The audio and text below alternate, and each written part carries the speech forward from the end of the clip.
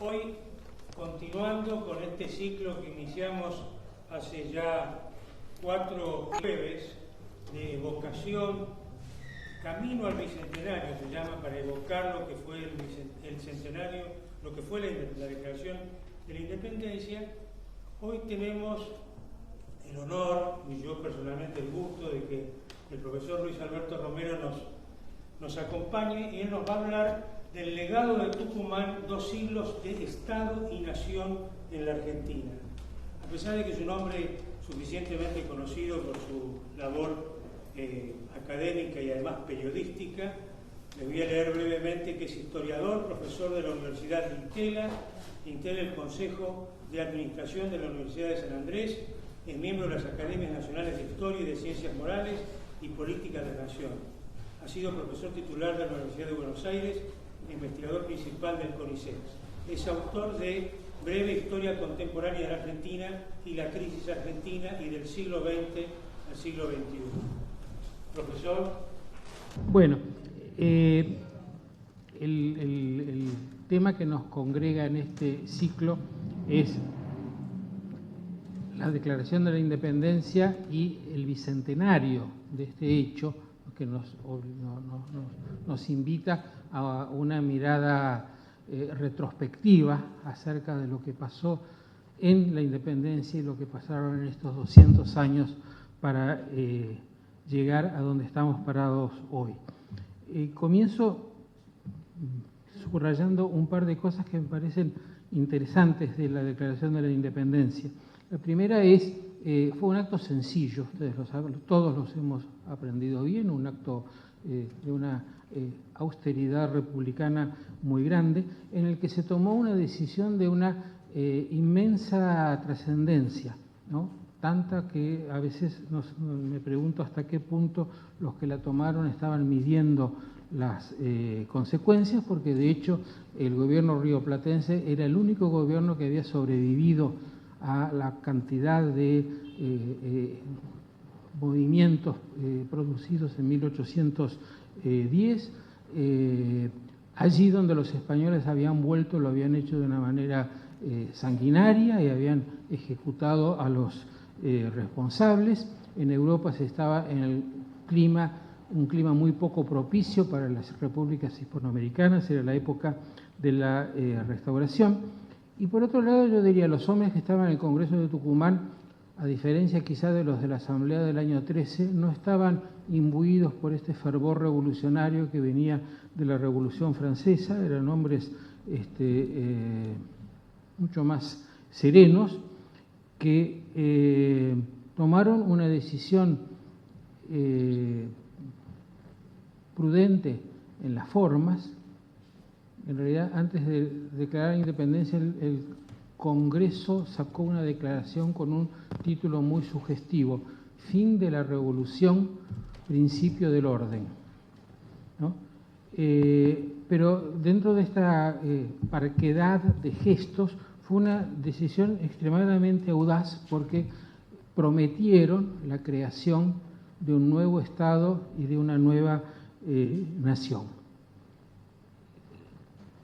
Es bueno recordar los límites de esta decisión.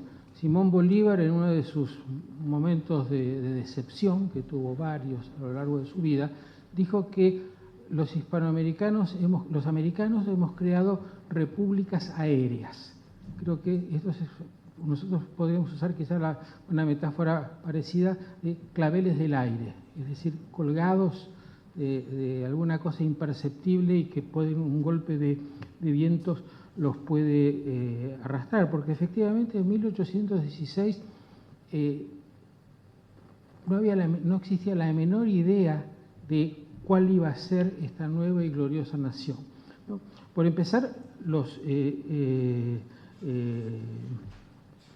el territorio. Muy prudentemente se declaró la independencia de las Provincias Unidas de América del Sur, porque no se sabía qué parte del viejo imperio español iba a quedar junto a no sé qué, porque tampoco había un nombre muy definido, el Alto Perú sí o no, Paraguay sí o no, la Banda Oriental sí o no, ¿no? Encima, además de eso, había otro proyecto de construcción de un Estado en ese mismo momento, que era el de Artigas y los pueblos libres, de modo que todo esto era absolutamente incierto. Se estaba construyendo una república o una monarquía. Creo que no terminó de decidirse en el Congreso de Tucumán, optó provisoriamente por la república, pero fue una discusión que quedó abierta, y de hecho muchas de las cosas que se hicieron posteriormente fueron en el rumbo monárquico, por lo menos hasta 1820. ¿Había un Estado? Bueno, estaba lo que se había armado desde Buenos Aires en 1810, pero era un Estado endeble, y de hecho en 1820 no quedó nada de eso. Después de la batalla de Cepeda, ese embrión de Estado desapareció. Y por último, había una nación, y yo voy a usar la palabra nación en su sentido ideal o imaginario, ¿no? En términos de una creencia compartida de la cual se origina un nosotros, ¿no? ¿Nosotros quiénes? Los argentinos no estaban ni siquiera en palabra, porque la palabra argentino quería decir porteño o rioplatense, ¿no? En la época se hablaba de americanos, se hablaba de patriotas, o si no se pasaba a la provincia, a ribeños, cuyanos, ¿no? De modo que ni siquiera la palabra de lo que iba a ser la nación argentina existía todavía, ¿no? Y digo esto para subrayar, como les decía recién, la grandeza del gesto de crear algo que ni siquiera se sabía bien cómo iba a ser, ¿no? Un proyecto que apenas esbozado, ¿no? Yo diría que 7 décadas después, 6 décadas y algo, en 1880, las bases sólidas de este proyecto están puestas. Pero son 7 décadas, ¿no? 7 décadas en las que, a lo largo de las cuales 14 provincias tuvieron la idea de que debían formar un Estado, pero tardaron muchísimo en concretarlo. Durante esas 7 décadas, la institucionalidad dentro de cada provincia fue avanzando. A veces la idea de los caudillos nos da una imagen un poco distorsionada de lo que fue la lenta construcción de la institucionalidad alrededor de las legislaturas, alrededor del Poder Judicial, ¿no? Pero entre ellas lo que predominaron fueron las guerras. Más bien guerras a lo largo de 7 décadas, con algunos episodios de acuerdos transitorios, pero que algo dejaban, como el Tratado de Cuadrilátero, el Pacto Federal. El más importante de todos, el Pacto de San Nicolás y la Constitución de 1853. Uno diría, bueno, llegamos al punto de la calma, pero no. 30 años más de guerras civiles, incluyendo la guerra del Paraguay, que tiene todo un costado de guerra interna en relación con la guerra del Paraguay por los levantamientos de las provincias contra la guerra. De modo que recién en 1880 se puede decir con certeza que un Estado nacional está parado firmemente, sólidamente parado en eso que tradicionalmente se llama la esencia del Estado, que es el monopolio de la capacidad coactiva, de la fuerza, que es cuando Buenos Aires,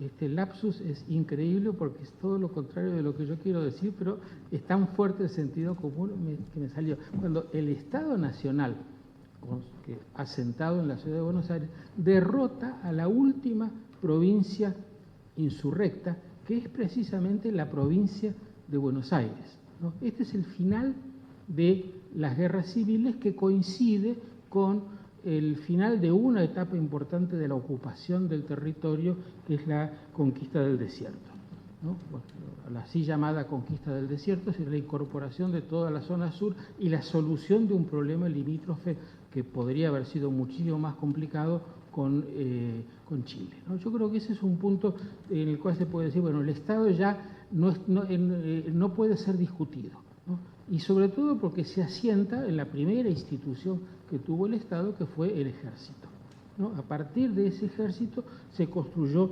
todo lo otro, ¿no? Por supuesto que no es que la construcción había empezado en ese momento. En los 30 años que van de 1852 a 1880, muchas cosas se hicieron particularmente en Buenos Aires y en algunas provincias cercanas, que fueron algo así como el laboratorio del nuevo Estado. Por ejemplo, todo el trabajo de Sarmiento en la educación se hizo en la provincia de Buenos Aires, y la ley de educación común de 1882 lo proyectó al país, una cosa que ya en la provincia estaba funcionando, ¿no? Y la otra cosa igualmente importante es que en 1880 ya se ha puesto en marcha la gran transformación de la Argentina, porque esa fecha de 1880, muy discutible, a los historiadores siempre les gusta, una vez que alguien puso una fecha, decir no, fue antes o fue después, y así es nuestro juego, ¿no? Pero para una exposición sintética, 1880 suele tomarse como el momento en que queda clara las enormes posibilidades que tiene la Argentina si se abre al mundo, atrae capitales, atrae inmigrantes y desarrolla la producción agropecuaria, ¿no? Cosa que, bueno, se puede decir, en realidad ya estaba claro en 1860, ya se entra por ese camino, pero con el orden institucional esto se potencia y ya es otro país, ¿no? Ya es otro país, ¿cierto? Pues probablemente pocos de nosotros estaríamos acá si no hubiera habido inmigración europea, ¿no? Yo por lo menos no, ¿no? O sea, teníamos Estado, el Estado funcionó como gran promotor de muchas cosas. ¿Teníamos argentinos? Yo diría no. Me acuerdo, siempre hay una frase que todos los profesores citamos en este caso, que es la unidad italiana culmina en 1871 cuando las tropas del rey Víctor Manuel ocupan Roma, ¿no? Entonces la capital histórica se incorpora al Reino de Italia. Y toda la unificación italiana se había hecho en nombre de que los italianos necesitaban tener un Estado italiano, ¿no? Ahora, uno de los ministros de Cavour, ¿no?, de los políticos de la época, dijo una frase que ha quedado para los profesores, que es, ya tenemos Italia, ahora tenemos que hacer a los italianos, fare gli italiani, ¿no? Es decir, todo eso, extraordinaria operación de construcción de un Estado sobre la idea de que había una nación, en realidad se había apoyado en un proyecto que requería, una vez establecido, convencer a los piamonteses, los lombardos, los calabreses, los sicilianos, etcétera, que pertenecían a algo llamado una nación, ¿no? Mi abuela inmigró en 1895, etcétera, ella era de Piamonte, ¿no? Le alcanzó apenas un poco esta oleada nacionalizadora y nunca terminó de convencerse de que la gente del sur de Italia eran lo mismo que la del norte, ¿no? De Roma para abajo le parecían africanos, ¿no es cierto? ¿No? Entonces, en el caso del Estado argentino, bueno, es el mismo problema, ¿no? En 1816 no se hablaba de Argentina, pero ya en la década del 30 la generación de Mayo sí empezó a decir, bueno, esto es una nación en ciernes, y empezó a haber poetas. Los poetas eran personas muy respetadas en la época como proyectistas, como intérpretes de las aspiraciones, ¿no? La generación de Mayo habló precisamente del papel de Mayo como punto de partida de un proyecto, etcétera, pero son intelectuales, ¿no? Como eran intelectuales Sarmiento o Alberdi, que crearon las bases del país moderno, ¿no es cierto? Pero por debajo de ello seguía habiendo salteños y cuyanos y porteños, ¿no? Es decir, había una tarea de explicación, digamos, de convencimiento de que eran argentinos. Y esa tarea, digamos, seguramente no era muy complicada, pero además había que convencer al 250.000 de inmigrantes que empezó a llegar año a año a Buenos Aires. No se quedaban todos, la mitad solamente, ¿no?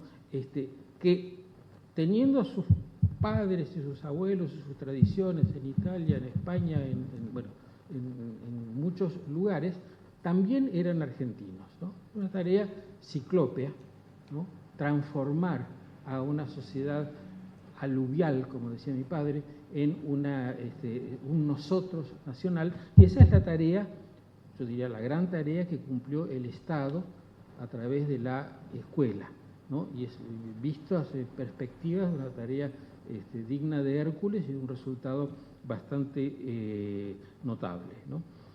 Ahí es donde entra Sarmiento.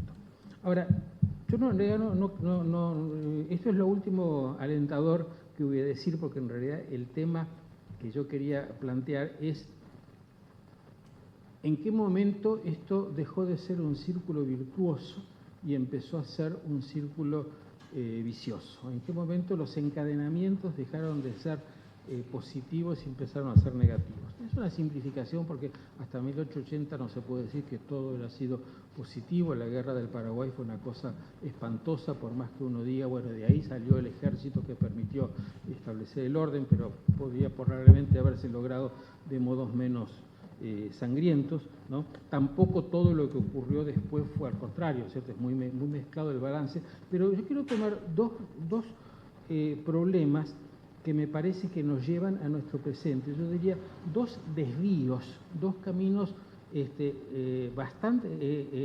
salen del eje del gran proyecto y se van un poco o bastante por fuera, y que me parece que son los desafíos que hoy tenemos y a los cuales deberíamos poder encontrar una solución nueva.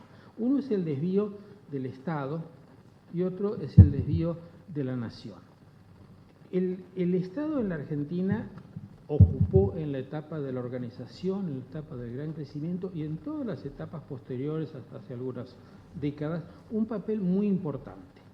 Fue un Estado potente y pensé mucho cuando usé esta palabra en buscar una palabra neutra que no indique que uno toma posición acerca de las cosas que hizo el Estado, sino que indica que era un Estado que podía tener proyectos de largo plazo y ejecutarlos, que tenía las capacidades, las potencias, ¿no? Y fue el Estado el que hizo muchísimo en la construcción de la Argentina. Bueno, en primer lugar, la educación, que no solamente es la nacionalización, sino también la instrucción y la ciudadanía, ¿no?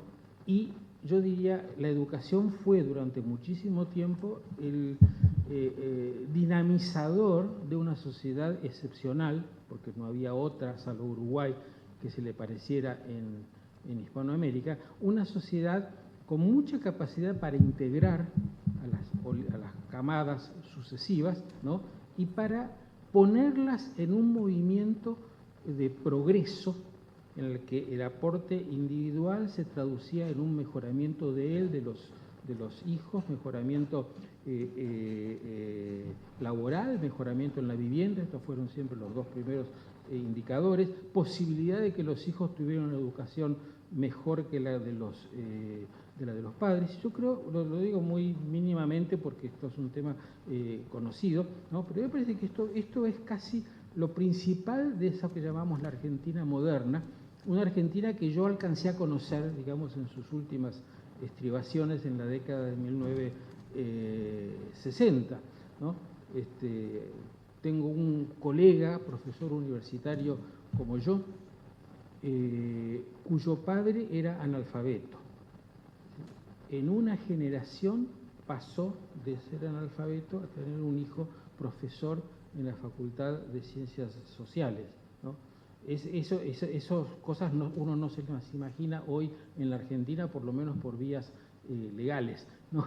Está todo otro camino que sí está abierto, pero que no queremos recorrer, ¿no? De modo que la educación para mí es el gran ejemplo de una política estatal sostenida, ¿no? Menciono otras. Bueno, el servicio militar fue otra en su momento una gran política estatal, después pasó su época y dejó de ser importante. Las políticas de salud pública que arranca de fines del siglo XIX, los hospitales maravillosos que se construyeron, ¿no? La política de crear la moneda, que fue fundamental al principio, ¿no? Y menciono otras para que se vea que esta potencia no se perdió, ¿no? Seguramente más discutibles porque están más cerca de nuestra experiencia. Una es una extraordinaria reconstrucción del Estado que se hizo en la década del 30, en la época de Raúl Prebisch y Federico Pinedo, ¿no? Que adecuó el Estado argentino, un Estado liberal, a las condiciones del mundo y de la economía posteriores a la crisis del 30. Con ese Estado hemos vivido 40 años, para mal o para bien, ¿no? O más o menos, algunas cosas bien, otras cosas mal, pero ese fue el Estado que recibió Perón y que le permitió a Perón hacer otra política de Estado sostenida, mucho más opinable, ¿no? Bueno, toda la legislación social, que creo que no es discutida, ¿no? Y también toda la organización del sistema sindical, donde sí ya entramos dentro de las zonas complicadas de la Argentina, ¿no? Y mencionaría lo que para mí fue la última gran política del Estado, ya de una dimensión más atenuada, que fue la política de desarrollo económico que comenzó Arturo Frondizi, que en mi opinión se siguió muy claramente en la época de Onganía y de Krieger Bacena, y que le dio a la Argentina, yo creo que su último gran impulso de crecimiento antes de este ciclo de la soja, ¿no? De modo que, por un lado, tenemos un Estado que hoy no tenemos, con mucha capacidad. Tuvimos un Estado con mucha capacidad de hacer cosas, y ahora el otro costado, el costado problemático de ese Estado, un Estado muy sensible a las presiones de los distintos intereses. ¿Qué son los intereses? Bueno, los intereses son lo que surge naturalmente cuando una sociedad crece y se diversifica y aparecen grupos que tienen necesidades específicas, empresarios, trabajadores, abogados, escribanos, lo que fuera, ¿no? Que en primer lugar necesitan que el Estado fije reglas, ¿no? Para el desempeño de su profesión, como por ejemplo el ejercicio legal de la medicina, ¿no? De modo que aquí hay un crecimiento natural, sociedad más compleja, un Estado que tiene que intervenir en más esferas, cada vez en más esferas, para poner orden en lo que pueden ser conflictos difíciles de resolver, ¿no? Ahora, a eso se le agrega una idea que también es natural, que es que el Estado tiene que promover cosas que sean buenas para todos, ¿no? El famoso interés general o bien común, ¿cierto? Y ahí es donde se entra en una zona más discutible, porque si bien siempre se argumenta que algo es bueno para todos, ¿no? A la vez hay alguien para quien es más bueno que para los demás, ¿no? Y esto es lo que ocurre con las distintas políticas de promoción de distintas cosas en la Argentina. La más vieja que yo conozco y la más notable fue la promoción de la explotación de la producción de azúcar en Tucumán, porque los contemporáneos estaban convencidos de que esa era la revolución industrial argentina, que Tucumán era el Manchester, ¿no? de la Argentina, y que la Argentina podía convertirse en un fabuloso productor mundial de azúcar, cosa que hoy decimos cualquiera con dos dedos de frente se habría dado cuenta de que era imposible por muchas razones, y que fue una política de promoción a la larga muy costosa y bastante dañina para Tucumán, ¿no? El ejemplo viene muy al caso, porque mi idea es que cuando algo empieza como una promoción de una actividad que se supone que es buena para todos, porque es buena que haya trabajo en Tucumán, ¿cierto? ¿No? Hay un momento que es difícil de establecer cuál es, en el que esa promoción comienza a convertirse en una ventaja excepcional para alguien. Consecuentemente hay alguien que la paga, ¿no? En el caso del azúcar, el azúcar argentina es mucho más cara que el azúcar importada, entonces la pagaron los consumidores, ¿no? Así como hoy pagamos la industria de Tierra del Fuego, ¿no? Es una industria que nos sale muy cara, ¿no es cierto? Entonces hay un momento en que la promoción se convierte en una franquicia, en un privilegio, y un segundo momento ya más desembosadamente en que se convierte en una prebenda, en algo que graciosamente el que gobierna le concede a un, comillas, empresario amigo. Y estoy trazando un círculo que llega hasta nuestros días, pero que si lo miramos en 1920, en 1940, en 1960, en 1976, podemos, yo diría, ver en cada caso cómo funcionó eso. Y el problema para el Estado es que a fuerza de conceder estos privilegios hay demasiada gente presionando al Estado para que vaya para un lado o para el otro, y los conflictos de intereses finalmente se traducen en conseguir que el Estado devalúe o no devalúe. Cuando yo era joven, este era un tema típico, ¿no es cierto? El que la enorme presión que había en algún momento para que el Estado devaluara, ¿no?, que era resistida por aquellos a quien la devaluación no les convenía, ¿no? La manera como el Estado intentó resolver esto es muy típico de la época de Perón, pero yo diría que en el 30 está insinuado, y además es la manera que funcionaba en el mundo, fue incorporar de alguna manera dentro del Estado a los intereses en pugna y tratar de regularlos desde el poder político. Eso es lo que se llama un Estado corporativo, ¿no? Tenemos a los sindicatos, a los empresarios, a los médicos, a la iglesia. Cada uno finalmente terminó instalado en un ministerio, ¿no?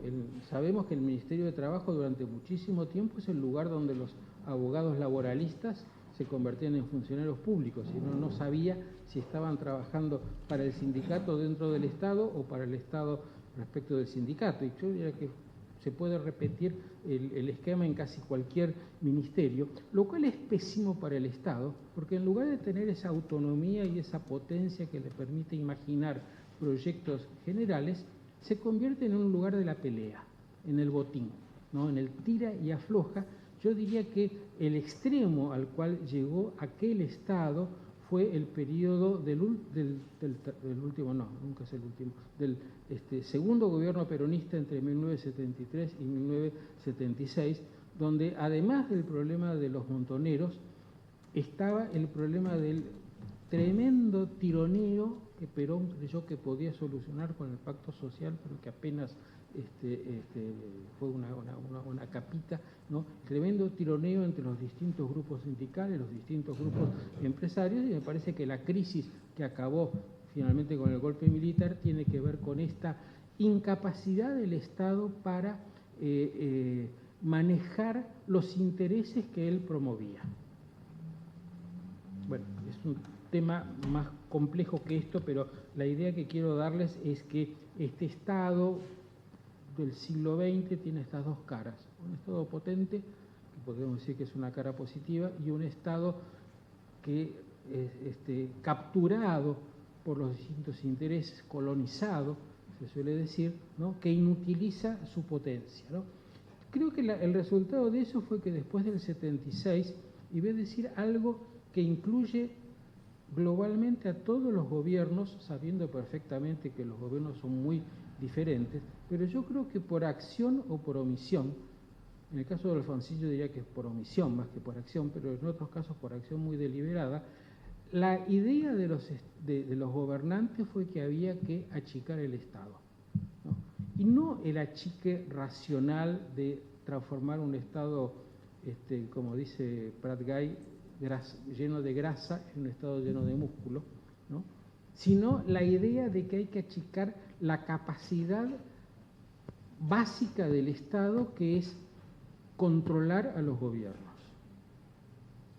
Eso es algo que hemos aprendido en los últimos años, ¿no?, lo importante que es esta función del Estado, que tiene sus normas, sus procedimientos, su reglamentación, sus auditorías, para algo que si no lo hace le permite a los gobiernos hacer lo que quieran y dispararse, tomar una herramienta del Estado y usarla en beneficio propio. En el Estado la burocracia se corrompió espantosamente, ¿no?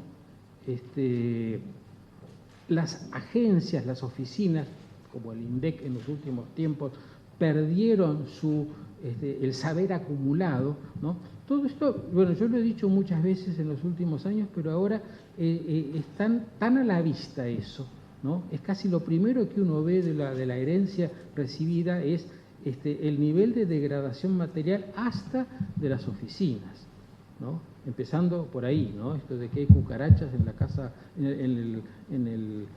la cocina de la Casa Rosada es algo que supera cualquier imaginación, ¿no es cierto? Y en cuanto a lo otro, a lo de la burocracia, bueno, el caso extremo es policía bonaerense, ¿no? Que indudablemente no tiene arreglo, ¿no? A tal punto ha llegado esto de la pérdida, no solamente de la capacidad de los funcionarios, sino de la idea de que hay una ética del funcionario, que es, otra vez volviendo a Max Weber, como una de las definiciones del Estado, ¿no? De modo que yo diría que si miramos así con una mirada como desde el Olimpo, que ha pasado desde 1816 hasta 2016, yo diría, hemos construido un Estado y lo hemos destrozado.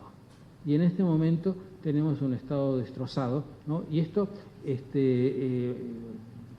absolutamente grave porque no hay gobierno que pueda gobernar sin Estado. Es la herramienta, ¿no? Es la herramienta. Y es una destrucción en la cual hay mucho de voluntario, ¿no? La otra cuestión es la de la nación. La nación es un nosotros y hay diferentes formas de construir el nosotros. Parto de la idea de nación de la Constitución de 1853, ¿no? Y de el preámbulo, ¿no? Esta idea de nosotros los representantes del pueblo de la nación argentina. Ahí está diciendo, tenemos una nación, tenemos representantes y esos representantes le van a dar una constitución que es el pacto político que voluntariamente acuerdan los que están, ¿no? Y es una constitución que se da para nosotros, para nuestra posteridad y para todos los hombres del mundo que quieran habitar el suelo argentino. Y esta frase indica que para ser argentino lo único que se le pida es que quiera hacerlo y que esté y que acepte el pacto, así como uno cuando compra un departamento acepta el reglamento del consorcio, ¿no?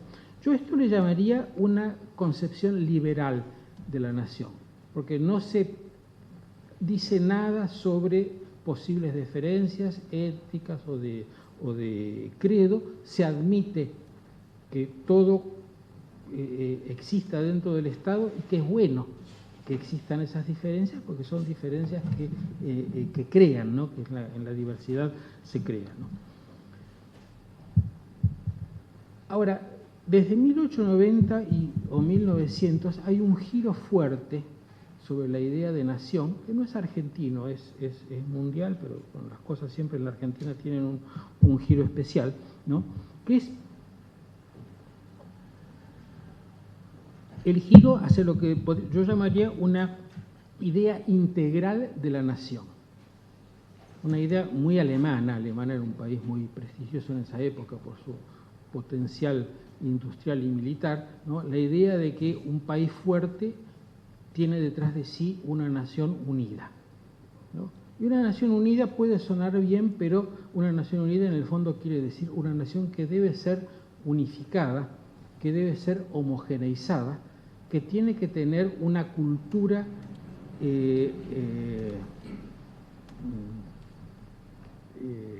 homogénea y propia. Homogénea en el sentido de todos somos alemanes, ¿no? Y propia en el sentido de que nadie puede confundir nunca un alemán con un francés porque ellos tienen otra cultura, otro modo de ver las cosas, otro modo de organizarse, ¿no? Y esta es una idea que prende muy fuerte en la Argentina, ¿no? La idea que se traduce en una frase que todavía es muy común, que es ¿cuál es el ser nacional argentino?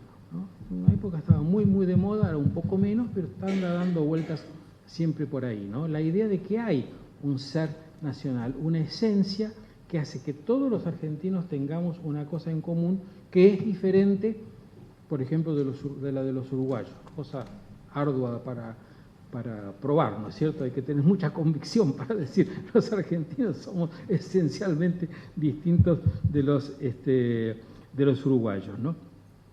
Y esto para mí implica un giro antiliberal de la concepción de la nación, porque empieza a distinguir quiénes son propiamente argentinos y quiénes, habitando en la Argentina, no comparten estos rasgos esenciales, de modo que son una especie de semi-extranjeros, ¿no?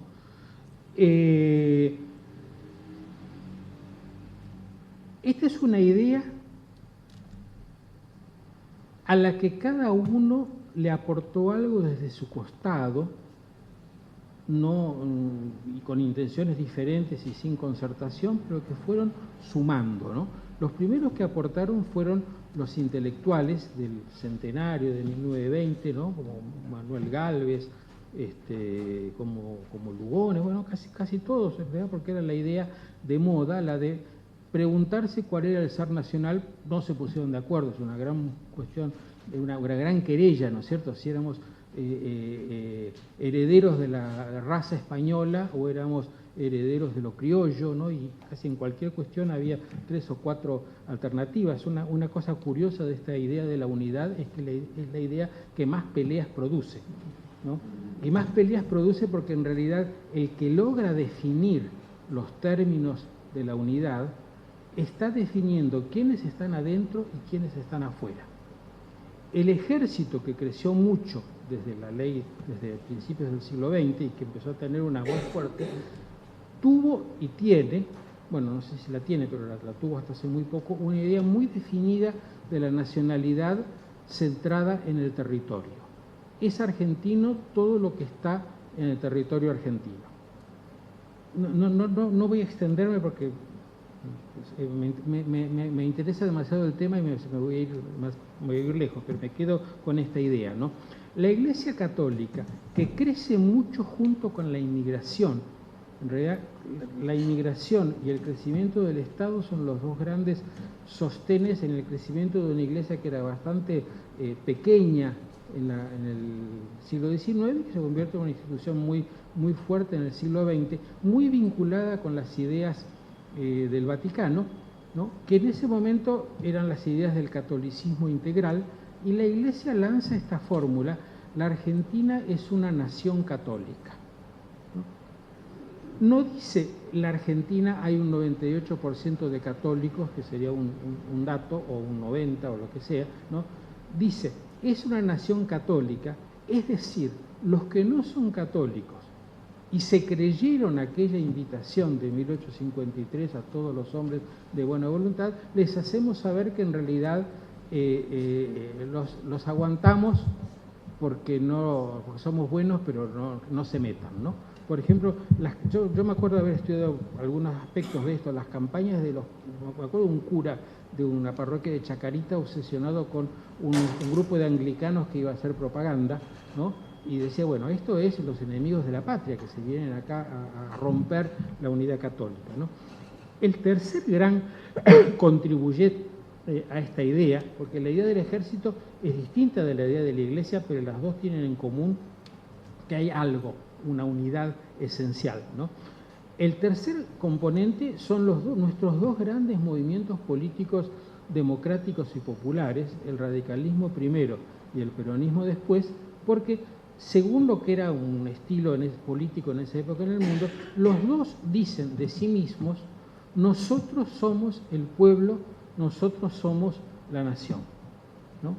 En el discurso radical de Hipólito Yrigoyen es categórico esto: el radicalismo es la causa nacional y nuestro enemigo es el régimen falaz y fraudulento, ¿no?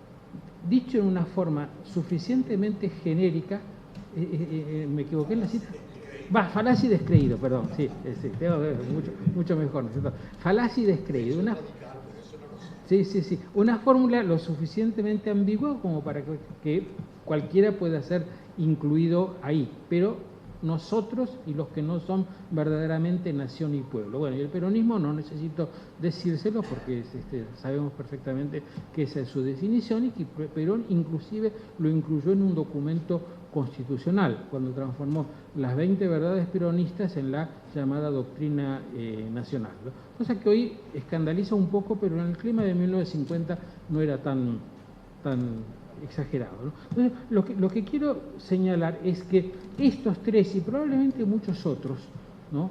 Los geógrafos, los historiadores han contribuido mucho a esto, muchos otros, confluyen cada uno de su lado en esta idea de que hay una esencia argentina, una argentinidad, un núcleo central y común, y consecuentemente, porque dicho así no tiene nada de malo, consecuentemente cosas mezcladas que habría que aligerar, quitarle peso, quizás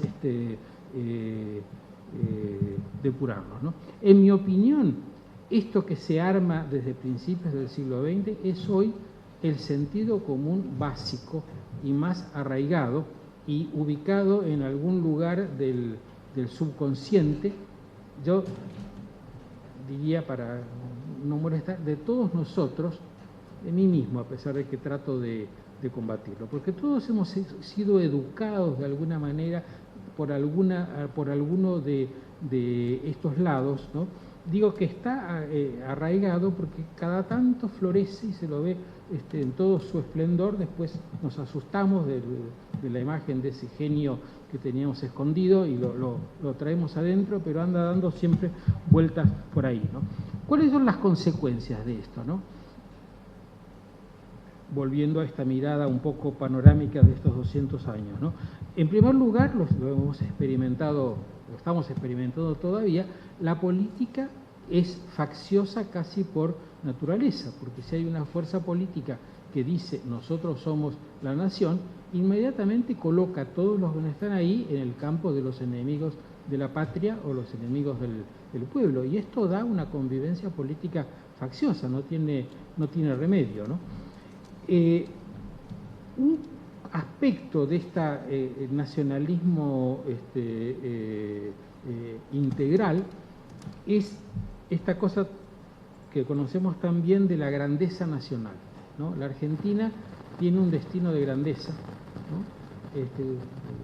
La frase más ridícula era la de Duhalde en 2001, ¿no es cierto? Estamos condenados, no, en ese momento todavía creía que podía decir estamos condenados a la grandeza, ¿no? Una idea muy soberbia de lo que debe ser la Argentina porque es grande, ¿no?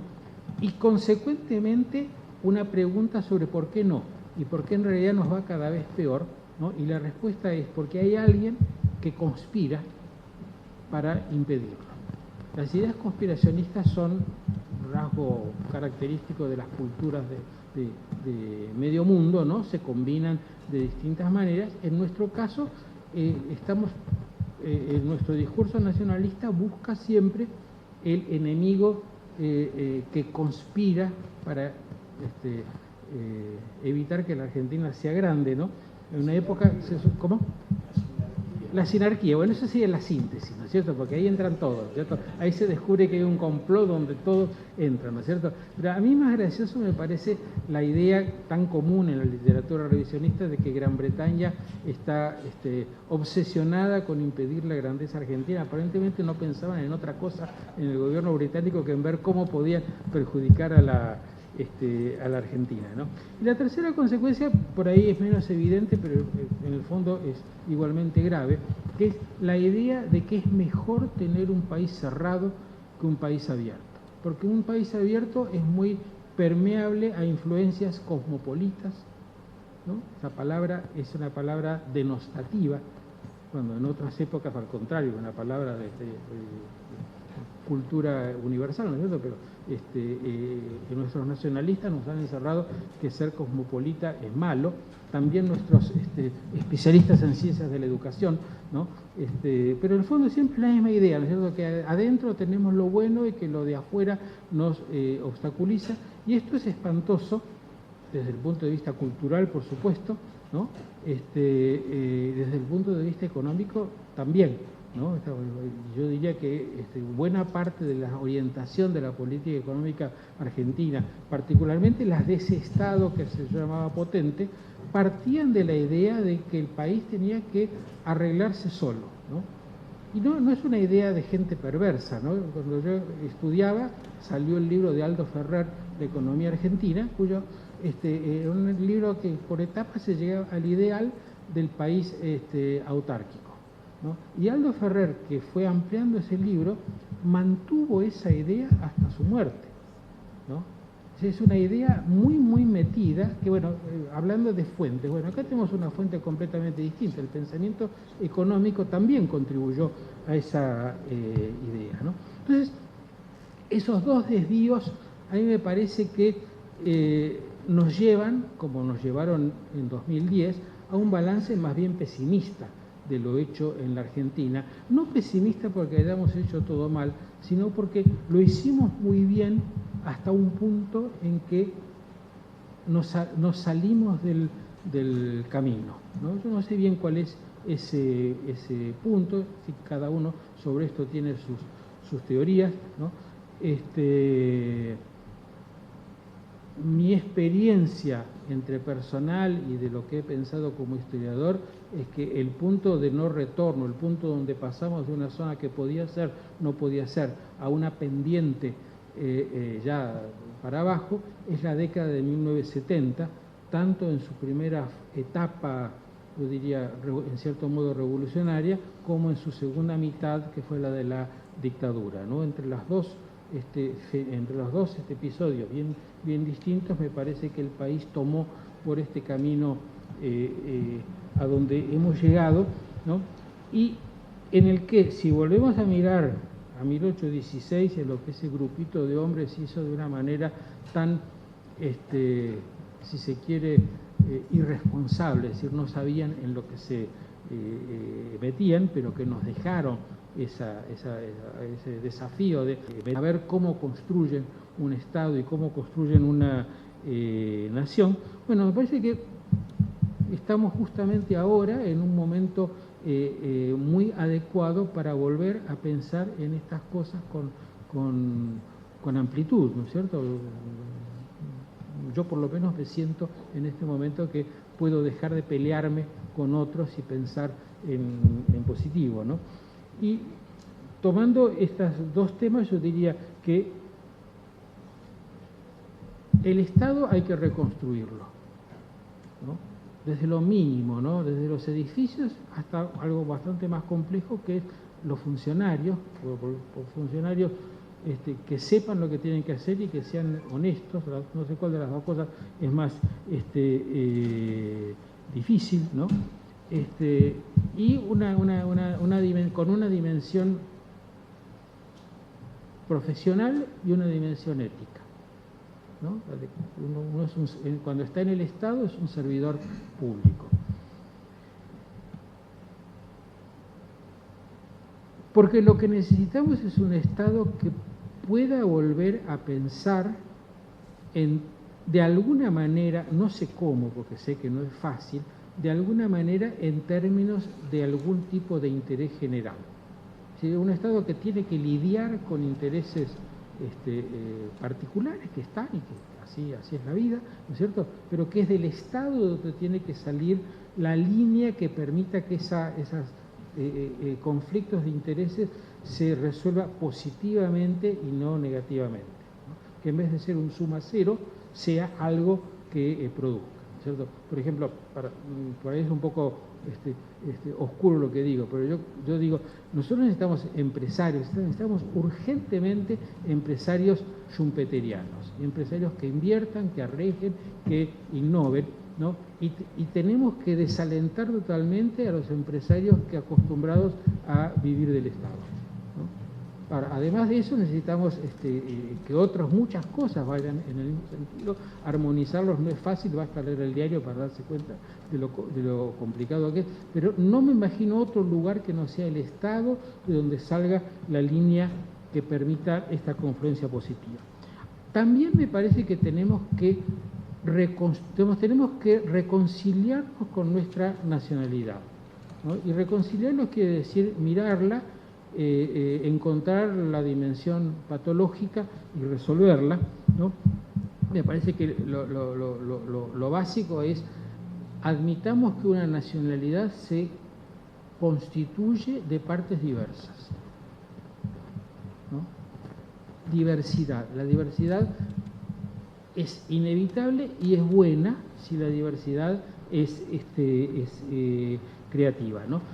Pero por sobre esta diversidad hay que imaginar, y esto es tarea de pensar y de discutir, etcétera, un nosotros que no se puede asentar como en 1900 sobre, por ejemplo, la idea de la grandeza nacional, idea de la que heredamos todo ese ritual militar de nuestros actos patrios, etcétera, ¿no? Que ahora está en absoluta decadencia. Ahora la hemos reemplazado, yo diría, con el fútbol, ¿no? Lo cual es fantástico, ¿no? Pero no puede ser solamente el fútbol, ¿no es cierto? Nosotros tenemos que imaginar un nosotros que integre más cosas, que nos haga sentirnos seguros de que contentos con ser argentinos, ¿no?